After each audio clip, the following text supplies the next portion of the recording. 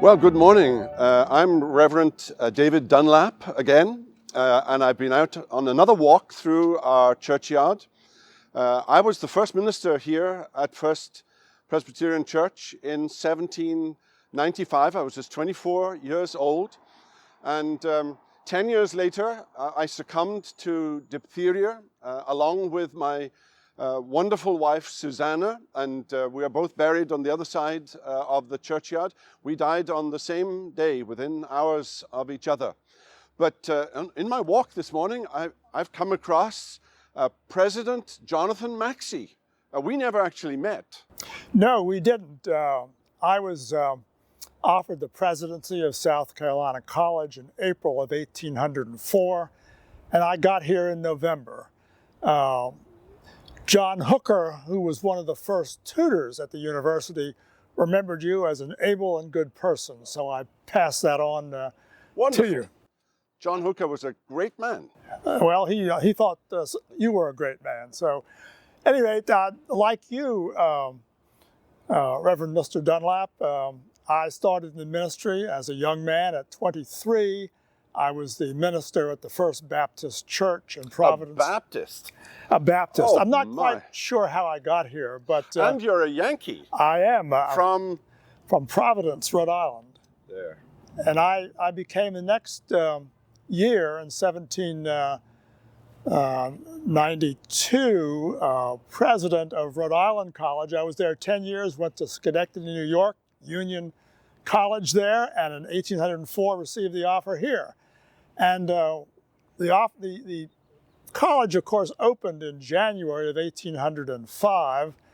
It would have been wonderful if you'd been here to instruct those students. I had to do that, but in that first year in January, there were 9 students, and all of them had to be able to translate the Gospel according to St. John from Greek to English.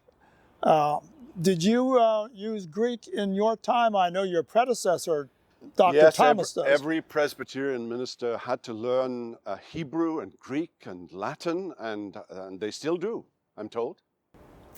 Well, you know, I'm glad we're standing apart. I don't mean to have a denominational problem here, but I believe it is a good public health practice.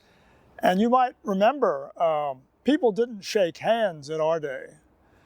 George Washington and John Adams would bow to each other. It was Thomas Jefferson, who was president when I got here, who wanted to be a man of the people and be more familiar. So perhaps we had to strike his ways and go back to Washington's. And they tell me now that there are thousands, maybe 40,000 students here at what is now called the University of South Carolina. Yes, it's just incredible. It's hard for me to believe that when I first got here, there were just 9 who were admitted, and now so very many. Just and incredible. I'm told this church has a ministry to an outreach ministry, evangelistic ministry to college students, and there are upwards of 40, 50, 60 of them that attend here on a regular basis.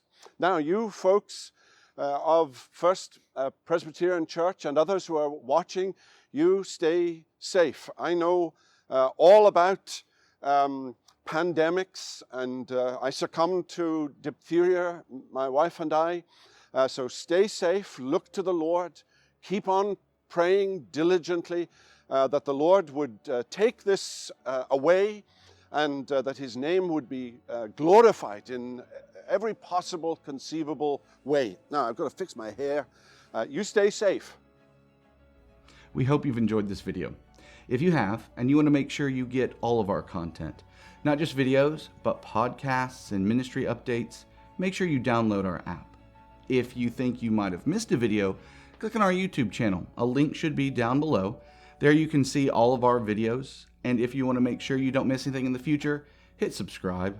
If you want to be one of the first ones to know when we release a video, hit that little bell icon. And if this video has blessed you, and you can think of someone else that it might help, use that share icon and send it to them. All, of course, for the edification of God's people and the glory of his name. Until next time, God bless.